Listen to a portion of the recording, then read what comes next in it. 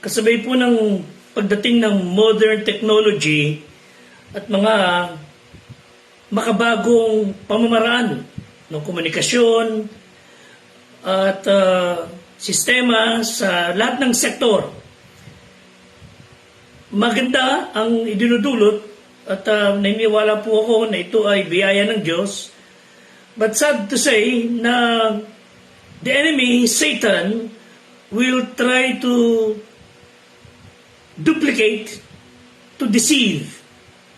He will try to use or utilize all available means para dayain, sirain, iligaw ang maraming tao to the end na ang tao ay mailayo sa Diyos at mailayo sa katotohanan. Sinabi po ng Bible, as grace abounds, iniquity abounds.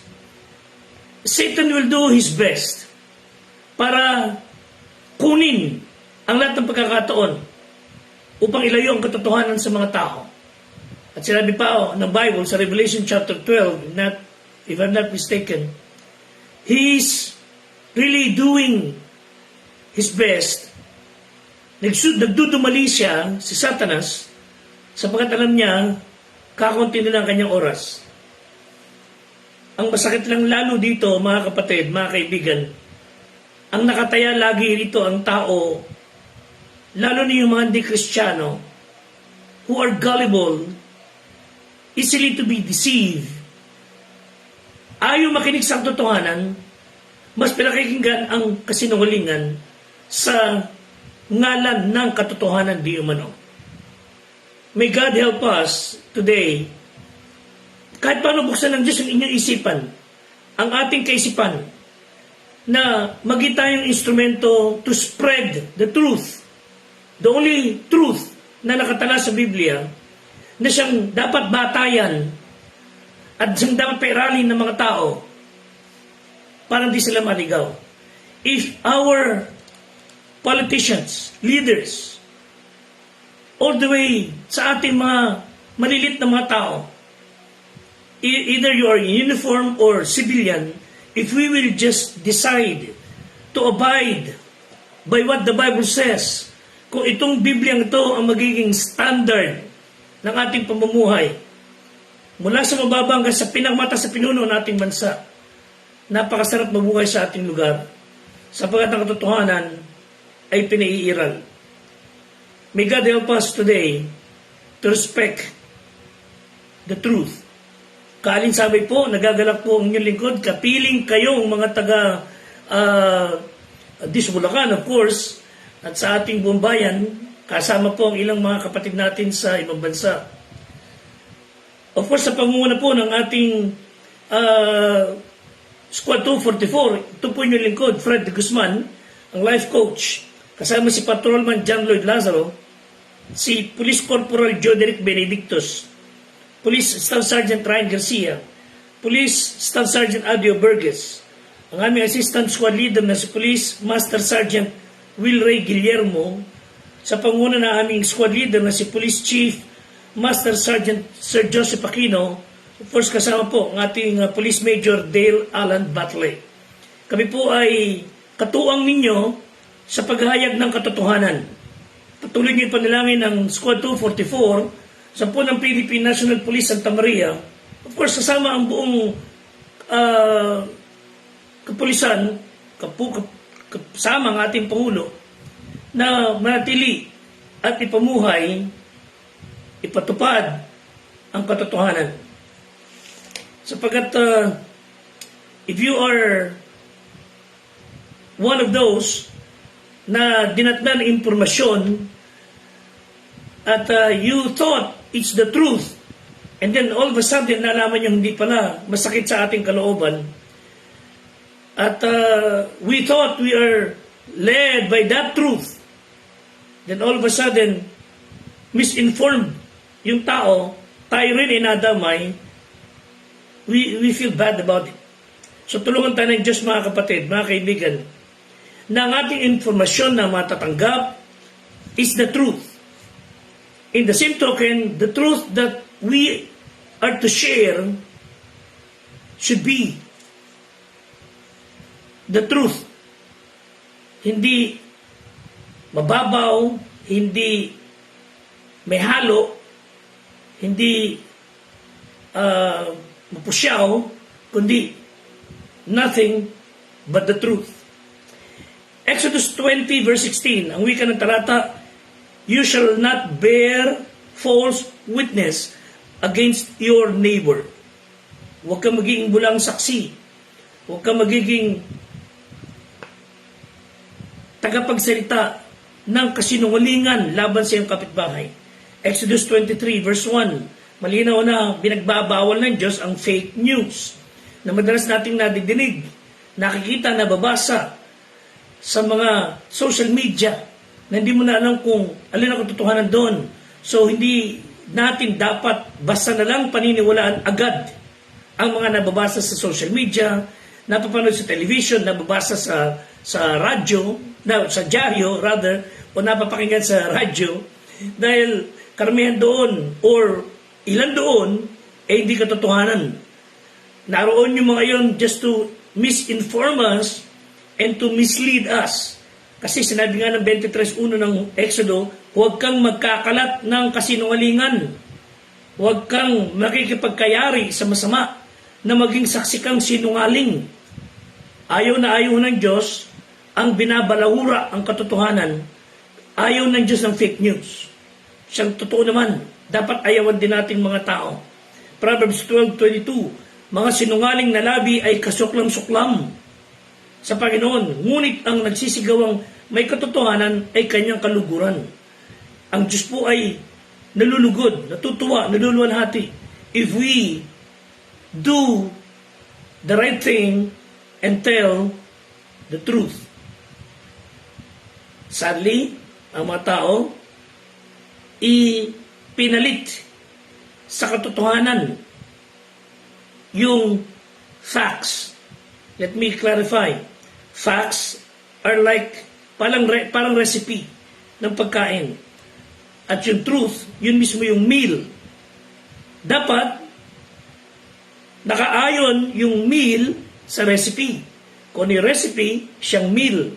But as time passed by, dahil ang tao ay nagparaya na makinig, magpadaya sa lalang ng kaaway at konsentihin ang mga maling turo o misinformation na distort ang kanyang kaisipan.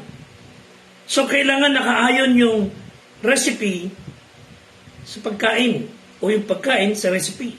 So parang yung meal, yun yung truth, and recipe are the facts. Pero kahit na anong sikap ng tao, pag talaga siya ay nag-give in sa kasinungalingan, hindi nakakapagtanga, sinabihan talaga tayo ng Diyos, John 8:44, sapagat ng tao ay anak talaga ng dyablo. Pinanganak tayong makasalanan, sinungaling, sapagat ang ama natin ay si Satanas. Until dumating ang pagkakataong tayo dumating sa punto na kilalanin ang ating pagiging makasalanan, marumi sa harap ng Diyos, and we came to that point and we say, Lord, please forgive me. Lord Jesus, make me a better person. Gawin mo yung anak. And we repent of our sin at nagtiwala tayo kay Kristo bilang ating Diyos at tagapagligtas. Then we will get rid of all the lies of the enemy, Satan. Ang malungkot dito nga, adding to Satan's chief tool are lies.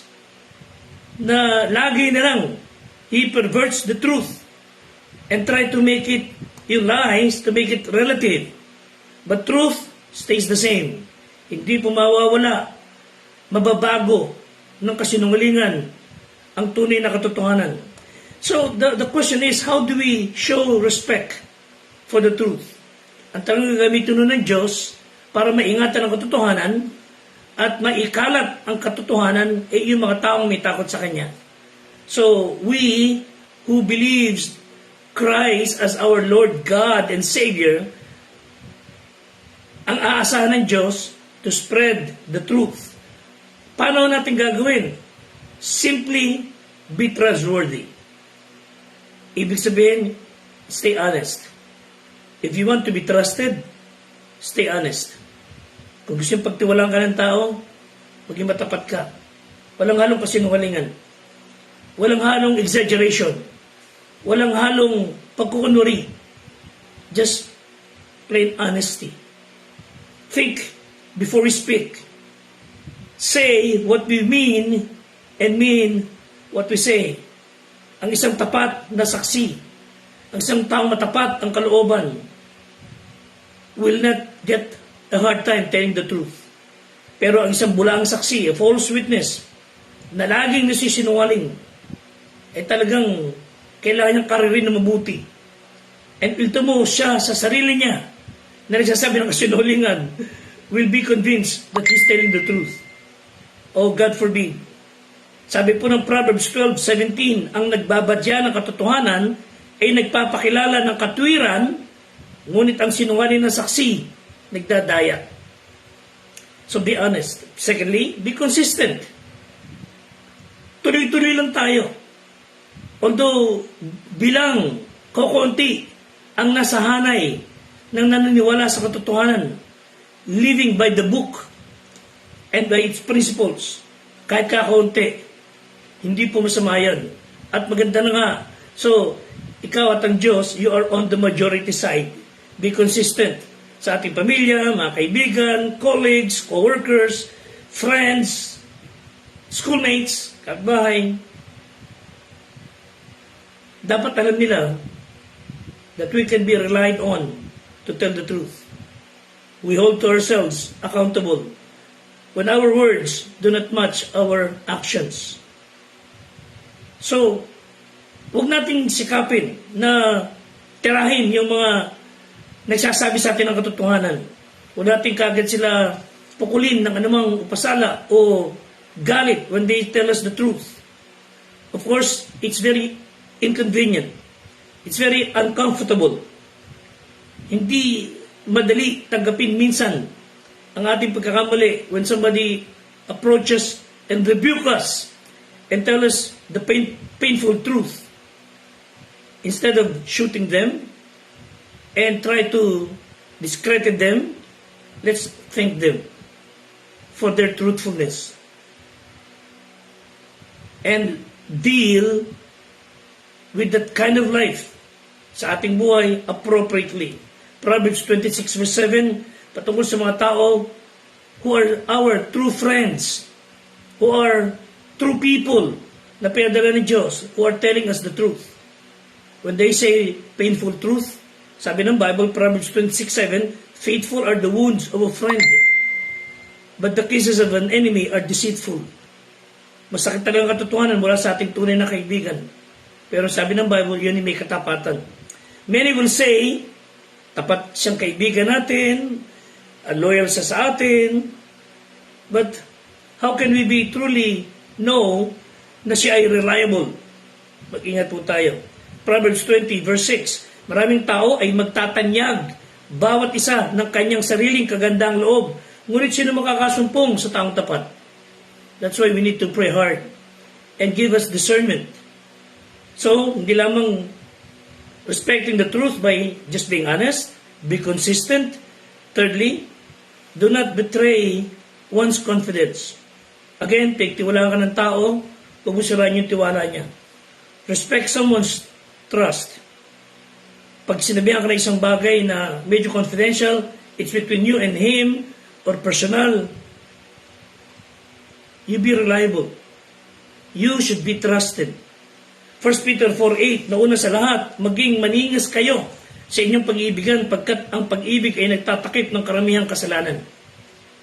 Hindi po rito sinasabing konsintihin mo ang maling ginagawa, na wag mong kontrahin ang mali niyang kilos. Hindi ho. Dagdagan natin ang talata, Gs 12 ng Kawikaan, hatred stirreth up strife, but love covereth all sins. This attitude refers to the sins of others to each other. Nagtampuhan ang isa't isa sa mga petty things.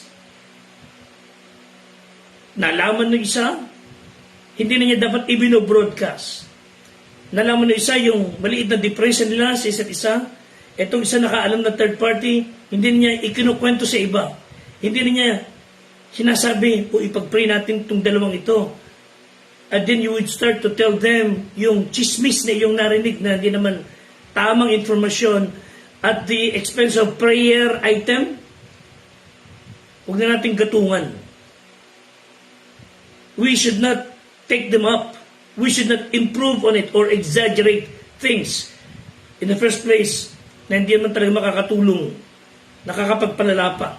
Yun ang sinasabi ng Bible na love covereth multitudes of sin. Na yung bagay na hindi dapat ikinakalat, na lalo magpapalala sa usap, sa sitwasyon, hindi na dapat ipinararating kung kani-kanino, na lalo lang mag-iinit, magpapalala ng sitwasyon.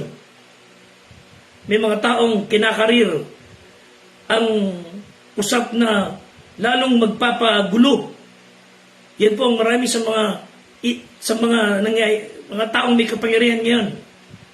Nagkakalat ng mga misinformation, pinipilit na i-provoke yung isa against somebody na walang matinong hangarin kundi ang sirain ng gobyerno, sirain ang pamamahala, sirain ang katotohanan.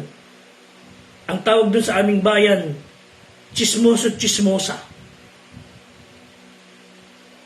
Why not let them lie buried in oblivion? Ang mga bagay na magkukos lang ng pagkakagilit ng lahat ng pamilya, magkukos ng pag-aaway sa isang samahan. At pwede namang hindi na natin ikalat. Malaking bagay na tayo ay mapagkatiwalaan. Proverbs 11:13, siyang yumayaong mapaghatid, dumapit, ay naghayag ng mga lihim, ngunit ang may diwang tapat, nagtatakip ng bagay. Alam niyo, ang taong chismoso at chismosa, at wala nang ginawa kundi maghanap ng ibubutas sa kapwa niya, ay naghahayag ng lihim at walang diwang tapat. Dishonest. Na siyang sinasabi ng Bible, huwag kang maghatid dumapit. So ang hamon sa atin mga kapatid is, by the truth, sell it not. Proverbs 23:23. Magkaroon tayo ng karunungan. Let's hear instructions. Let's have understanding sa mga bagay na importante, pakikinabangan, makapagpapatibay, hindi makapagpapabagsak ng sinaman. Una sa lahat, sa Proverbs 23 verse 23, sinasabi sa atin ng Bible, prize the truth. Ibig sabihin, pahalagahan natin na isang napaka-importanting bagay yung hawak nating katotohanan. Because it is indispensable. 3 John 1:4, sabi ng Bible, I have no greater joy than to hear my children walk in truth. Sapagat ang katotohanan po is absolute and attainable. John 14:6, si Kristong katotohanan, siyang nag-iisang katotohanan, kanyang salita, ibinahagi sa atin. Let's live by the book. And truth without the Spirit's power is deadening and depressing. Knowledge without transformation avails nothing. Kailangan natin talaga ang gabay ng Diyos. Pagka po meron kang hawak na katotohanan at wala kang leading ng Diyos, mauuwi yan sa pagtatanyag ng sariling yabang, sariling pagkatao, at hindi magtatanyag ng Diyos. John 16:13, gayon may kung siya, ang Espiritu ng katotohanan ay dumating, papatnubayan niya kayo sa buong katotohanan. So, respecting the truth should be coupled with submitting to the Holy Spirit. Sapagkat hindi siya magsasalita ng mula sa kanyang sarili, kundi mga anumang bagay na kanyang marinig, ang mga ito ay kanyang sasalitain. With the guidance of the Holy Spirit, the truth that you have will lead to even more greater accomplishments. Not only prize the truth, purchase the truth. Proverbs 23:23, bumili ka ng katotohanan, huwag mong ipagbili. Oo, karunungan na turo at pag-unawa. This has something to do with you buy and sell, you buy something and intention mo i-sell, then when you sell it, yung binili mong bagay, mawawala na sa'yo. But when the Bible says, buy the truth and sell it not, Ibig sabihin, try to get knowledge and wisdom and understanding at huwag mo hayaang tumawalay sa iyo. Huwag yung binabali, wala. Consider truth as a thing of the highest value. Spare no pain. Spare no cost. Sacrifice to obtain truth. At pag nadaman nyo, nakuha ninyo, keep it safe. Huwag niyo ipagpapalit sa kasinungalingan. Huwag niyo ipapalit sa pakinabang na personal or pleasure of senses. Do not be reasoned out of it or laughed out of it. Sell it not. Do not part with it. Sa anumang konsiderasyon na inialok sa atin ng kaaway. Yes, holding on the truth and telling it courageously by the guidance of the Holy Spirit actually will cost you your time, discipline, obedience. James 1:21, kaya't ihiwalay nyo ang lahat ng karumihan at ang pag-apaw na kasamaan, tanggapin nyo na may kaamuan ang salitang itinanim. Datapot maging tagatupad kayo ng salita, huwag tagapakinig lang na inyong dinadaya inyong sarili. Pagkat ko ang sinuman ay tagapakinig na salita at di tagatupad. Katulad siya ng isang tao na tinitingnan ang kanyang talagang mukha sa salamin at di nilinis ang mukha. When you know the truth and you obey it not, para ka daw tumingin sa isang salamin, nakita mo marami, umalis ka. Hindi naman din pwedeng kunin sa salamin at ikaskas mo sa iyong mukha. When you know the truth, obey, abide by the truth. Thirdly, in order to respect the truth, preserve the truth. Jude chapter 1 verse 3, exhort you that ye should earnestly contend for the faith. You should learn to guard against those who would deny the truth. Bantayan niyo mabuti na wag nilang hayaang dinideny ang katotohanan. And guard against those who would distort the truth. Against those who would dilute the truth. And those who would defile the truth. 2 Corinthians 2:17, sapagkat hindi kami gaya ng karamihan na kinakalakal ang salita ng Diyos, kundi sa pagtatapat at daya ng mula sa Diyos, sa harapan ng Diyos, nagsasalita kami para kay Kristo. Some religious group would pose to be like magagalang, maamo, religyoso, pero kinukulimbat ang pera ng bayan, kinukulimbat ang pera ng mga tao. They would act as religious, pero walang katwiran ng Diyos. And fourthly, proclaim the truth. John 3:16, tell them that God loves them. The truth that God was manifested in the flesh. The truth that God alone, Jesus Christ, is the Savior. Hindi pong reliyon na itinatag ng sinumang religyoso. Hindi pong reliyon na itinatag ng sinumang Poncio Pilato o yung religyoso o religious leaders na ni-influensya ng mga pinuno natin. Kahit anong influensya meron kayo, pag kayo po ay nagtatag ng sarili nyo katwiran, hindi po nakalulugod sa Diyos yan. Sabi ng Romans chapter 10, sila yung nagtayo ng sarili ng katwiran, pero hindi ayon sa kaalaman, hindi ayon sa karunungan. Isaiah 61 verse 1, ang Espiritu ng Panginoong Diyos ay sumasa akin sapagkat pinahiran ako ng Panginoon upang ipangaral ang mabuting balita sa mga maamo. Kanya'y sinugo ako upang magpagaling ng mga bagbag na puso, magtanyag ng kalayaan sa mabihag, at magbukas ng bilangguan sa mga nangabibilanggo. Meaning, when you proclaim the truth, it will transform somebody. Pag pinakinggan ng tao ang katotohanan ng si Kristo Diyos, nagkatawang tao, siya na nagdusa sa Kalbaryo, namatay, inilibing dahil sa ating mga kasalanan. Sinasabi ko nga po sa ating kapatiran, just keep these 10 words. Christ died for our sins and rose from the grave. Yan ang po ang tanging mensahe ng Biblia. Na pag sinampalatayanan ng tao si Kristo bilang tagapagligtas at Diyos ng kanilang buhay, ang tao nagsisi ng kasalanan. The honest truth is, you will be saved. You will go to heaven when you die. Hindi po sa relihiyon. Tulungan tayo ng Diyos to proclaim the truth. And this truth in the power of the Holy Spirit will cause revival and transformation. Isang araw daw, inabasa ang kwento, the devil or Satan and one of his demons walking down the streets. At kinalibit ng demonyo ang kanyang bossing. Bossing! Nakita mo yung tao yan? Wika niya. O bakit?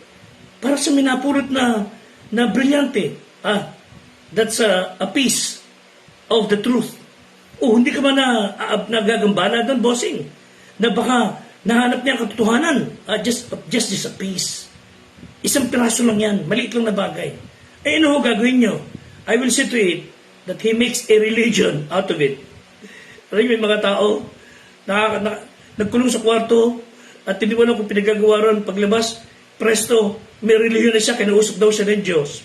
At nagbukas ng religion sa buong mundo. At ang mga tao, nadaya, napaniwala. At ibinibigay natin ng pera doon sa leader na yun, at ang yumayaman yung leader, at yung mga miyembrong taong dinaya, napaalipin. Merong latest dyan sa news. Isang taong, di mo lang kung anong natutunang buhay, pinag-iiwan ng pamilya, iniwan ng tahanan, nagpunta kung saan bundok, at nagpapaniwala sa mga taong kuno, isinugo ng Diyos. Mga kapatid, sino matinong pag-iisip? May pag-iisip. Sino taong may matinong pag-iisip? Ang magsasabing, ako ang Kristo. Ako yung nagkatawang-tawang Diyos. At kaya mo maniniwala, either dalawa dahil sinto-sinto o pares tayo retarded. Tulungan tayo ng Diyos, mga kapatid. Nakatatawa lang pero higit sa nakaaawa. Ang dinadaya ng mga relihiyon ay turo natin, mga kapatid, ang katotohanan si Kristo ay Diyos nagkatawang tao. Si Kristo po ay Diyos na nagkatawang tao. Kristiyano, let's be bold enough to tell the truth. The whole truth and nothing but the truth. May God help us. God bless you. Stay safe and God give you peace. Until next time.